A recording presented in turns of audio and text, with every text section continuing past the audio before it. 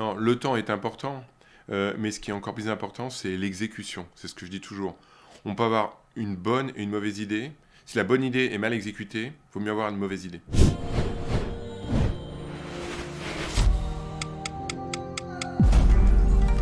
Ma motivation la plus forte dans ma vie, c'est que les gens ils osent réaliser leurs rêves. Je veux déclencher une révolution en remettant la méritocratie au cœur de notre société. Donc, si tu as envie de faire changer les choses, je pense que ça doit passer par l'entrepreneuriat. Quoi que tu dises, quelle que soit la phrase que tu dis, il y a un mec qui n'est pas d'accord. Bonjour les amis, on se retrouve pour une nouvelle interview. Je suis aujourd'hui avec Dominique Busseau, qui est le fondateur de Forbes France. Bonjour Dominique. Bonjour. Je suis ravi de vous recevoir parce que je pense comme beaucoup d'entrepreneurs, Forbes est devenu une référence dans le paysage français par le biais d'événements, par le biais d'articles, par le biais de conférences également. J'aimerais vraiment comprendre quel est votre avis et votre analyse actuelle de l'écosystème entrepreneurial et business français qui a l'air d'avoir beaucoup changé depuis 5-10 ans. Alors oui, effectivement, l'écosystème entrepreneurial français, j'aurais tendance à dire, est bouillonnant. Je crois que le président de la République, Emmanuel Macron, avait annoncé, quand il a commencé son quinquennat, qu'il avait un horizon, je crois, 2024 pour arriver à 20 ou 25 licornes. Ça a été atteint 2 ans avant.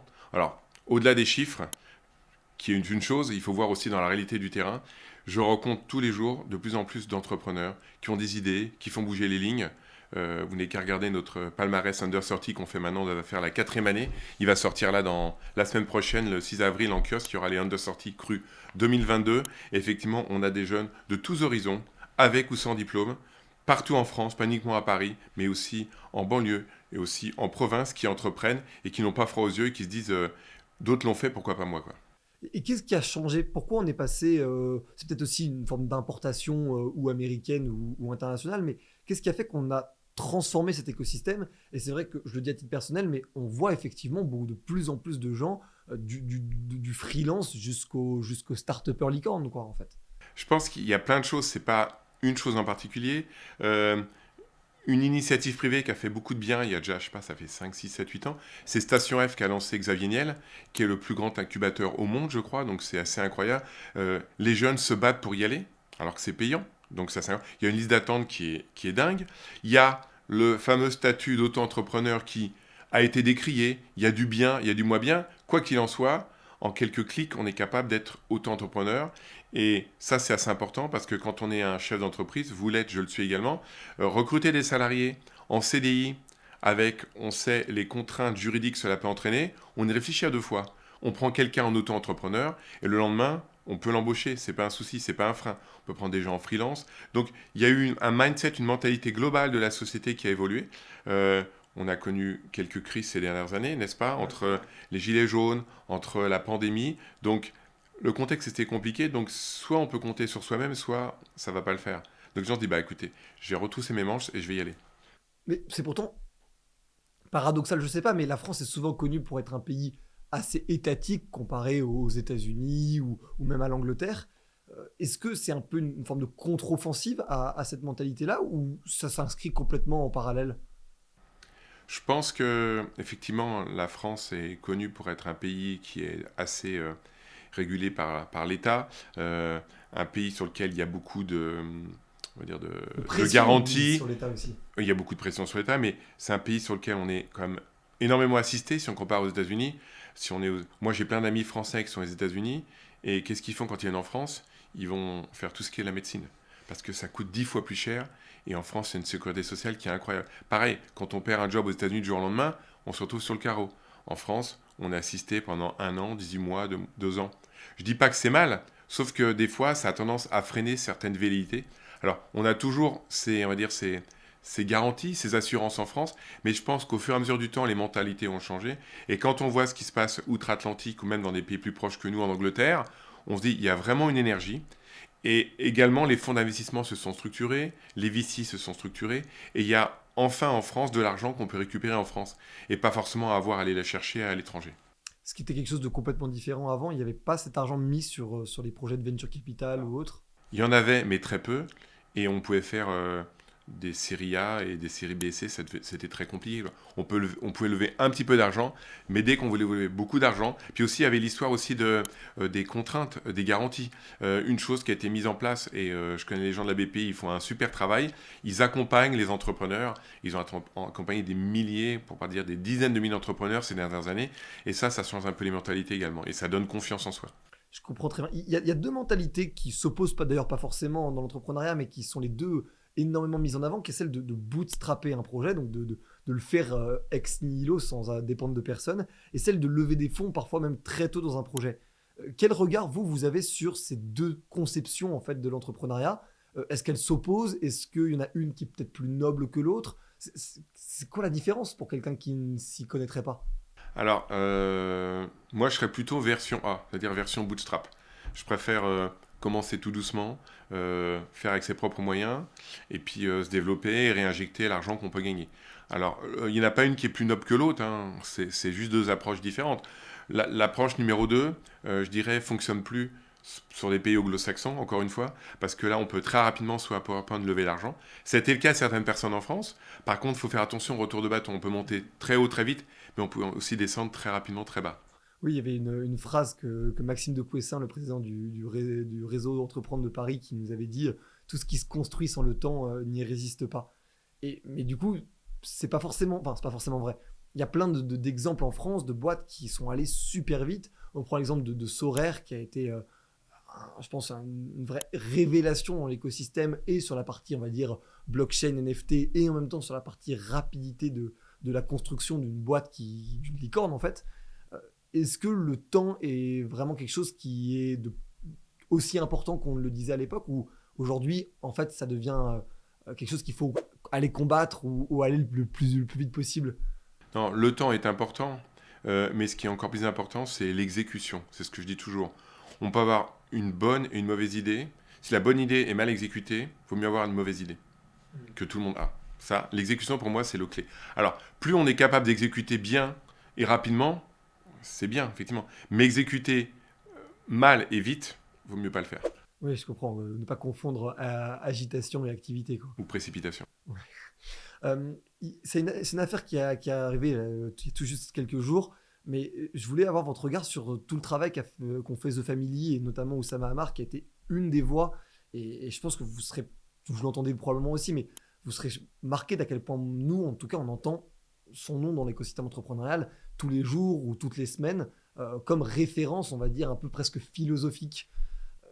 Est-ce qu'il manque de voix ultra publiques sur l'entrepreneuriat et le business en France ? Alors, il y en a eu il y a quelques années. Je ne sais pas si vous vous souvenez, le trio Simoncini, Niel et le troisième, c'est Grandjean. Ils ont pas mal exprimé, ils ont fait des couvertures de magazines, etc. Et c'est vrai que ça s'est un petit peu endormi, ça s'est un petit peu étouffé. Et dans le monde de la finance, donc dans le monde des levées de fonds, effectivement, un des fondateurs de Family, dont vous venez de citer le nom, a contribué à faire des talks, à échanger, à faire des petites conférences et autres pour mettre à l'aise les jeunes entrepreneurs. Et plus il y en a, mieux c'est, effectivement. Mais on voit par exemple qu'Anthony Bourbon, très récemment, et même toute l'émission Qui veut devenir mon associé, ont été une partie de ces voix publiques-là. C'est en train de devenir quelque chose de divertissant, de grand public aussi, l'entrepreneuriat ? Bah, on peut dire que ça va peut-être devenir comme avec Top Chef, être comme la cuisine. Un cuisinier. À l'époque, c'était un peu ringard. Maintenant, c'est devenu des vrais stars. Alors, vous parlez, c'est marrant, d'Anthony Bourbon. Il a intégré le jury 2022 des Under 30. Donc, il a participé à la sélection des jeunes du cru qui va sortir la semaine prochaine. Ah bah, super, nous on l'avait reçu à notre micro, et il avait un discours presque politique. Moi, je me rappelle qu'il disait qu'il pensait qu'il fallait que tout soit revu dans l'éducation.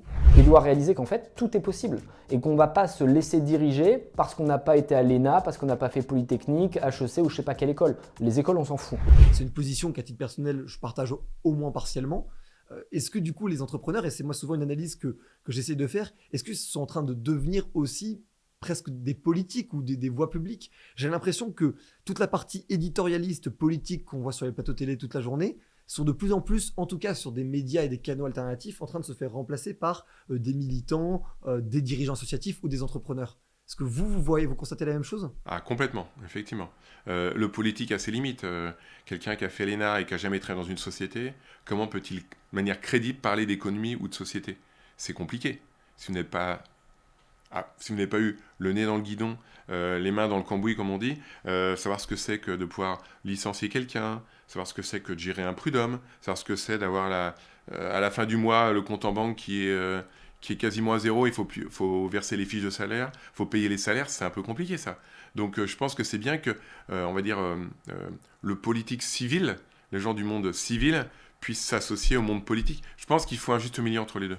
Je comprends très bien. Et du coup, vous êtes et chef d'entreprise et en même temps une parole médiatique sur l'entrepreneuriat et le business. Est-ce que ça vous aide aussi, le fait d'être vous-même votre propre patron, pour parler justement de ces sujets-là? Alors, c'est drôle ce que vous dites parce que, comme je vous l'expliquais tout à l'heure, Forbes s'est lancé dans 40 pays sous forme de licence de franchise. Et quand ils se lancent dans un pays, ils ont deux choix. Soit ils fonctionnent avec un groupe média déjà établi, soit ils fonctionnent avec un média entrepreneur. Ce que je suis aujourd'hui, je suis un média entrepreneur parce que quand j'ai lancé Forbes, je suis parti de rien, j'ai tout bâti de A à Z, même si j'avais auparavant une expérience dans les médias. Et en fait, je pense que c'est assez sioux de la part de Forbes de fonctionner avec des médias entrepreneurs parce que qui mieux qu'un entrepreneur peut parler d'entrepreneuriat? Donc la réponse est oui. Oui, et puis en plus, du coup, ça vous donne, vous, presque une approche quotidienne des problèmes que vous avez qui permet aussi de vous connecter plus facilement avec tout l'écosystème. Mais du coup, est-ce que Forbes, vous voyez, et Forbes, sans citer vos concurrents, n'est pas forcément aussi le seul média entrepreneurial, mais c'est celui qui a le plus de prestige en France. Est-ce que vous voyez aussi l'impact que ça a sur les mentalités? Est-ce que vous voyez des gens qui disent « Bon, je ne m'y connaissais pas trop, mais depuis que je lis Forbes, je commence à me rendre compte de ce qui se passe ». Est-ce que, en fait, vous réussissez à ramener des gens qui ne s'intéressaient pas trop à ces sujets grâce aussi à votre marque et à ce que vous avez développé? Alors c'est vrai que Forbes est une marque très prestigieuse d'entrepreneuriat et de business dans le monde, c'est la plus grosse dans le monde. J'essaie de faire mon petit bonhomme de chemin en France avec cette marque, donc j'ai l'honneur de pouvoir présider en France. Et effectivement, on me dit « Ah, c'est bien, vous avez une approche pédagogique, didactique, vous vous intéressez à tout type d'entrepreneuriat, pas uniquement les Français basés à Paris, les mâles blancs comme on dit, etc. » Oui, qui sont dans la tech, quoi. Ouais, qui sont dans la tech. Non, on s'intéresse aux femmes qui sont aussi en province. On fait des événements autour des femmes Forbes. On a fait ça il y a une semaine. On a fait notamment les 40 femmes Forbes pour mettre en avant l'entrepreneuriat féminin. Et ce qui est super sympa, c'est de se dire que les gens viennent me voir me dire « Ah merci, grâce à vous, on a eu notre article dans Forbes. Ça nous a permis de finaliser notre levée de fonds. » Donc c'est aussi un gage de crédibilité. Oui, donc c'est vraiment, vous êtes aussi une forme de presque de label aussi pour ces gens-là. Alors effectivement, dès que quelqu'un est under 30, sur LinkedIn, il le change, il met tout de suite Forbes under 30. C'est une magnifique pub en soi pour vous. Pour nous, c'est magnifique. Je suis entièrement d'accord. C'est les deux dernières questions qu'on pose à tous les invités qu'on reçoit sur le Crayon, toutes branches confondues. Quelle personne vous aimeriez voir dans ce type d'interview? Quelle est une personne que vous entendez peut-être pas assez sur différents médias et qui pourtant a une voix importante à partager? Alors, j'ai rencontré il y a quelques années une femme qui s'appelle Martine Abou, qui a créé une association d'entraide des femmes entrepreneurs. Et je pense qu'on n'aimait pas assez en avant ces gens-là. Donc, allez contacter Martine Abou de ma part. Elle a une association qui s'appelle Oui Madame. Oui, madame, on ira lui envoyer un message et la chercher. Et la dernière question qui est plutôt personnelle, mais est-ce que vous avez une phrase, une punchline, une citation de vous ou de quelqu'un d'autre, ça peut être de vous y compris, que vous avez comme phrase quotidienne, comme guideline, comme credo presque? J'ai déjà dit quelques fois, c'est échouer, échouer, échouer à nouveau, parce qu'un jour vous y arriverez. Merci beaucoup Dominique. Merci.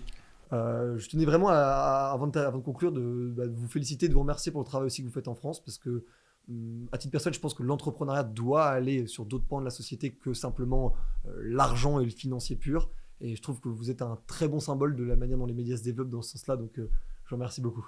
Merci à vous pour cette invitation. Je vous en prie. Merci de nous avoir suivis. N'hésitez pas à poser vos questions, à donner votre avis en commentaire et à vous abonner. On se retrouve très bientôt pour d'autres interviews d'entrepreneurs, de dirigeants associatifs ou d'experts. Ciao!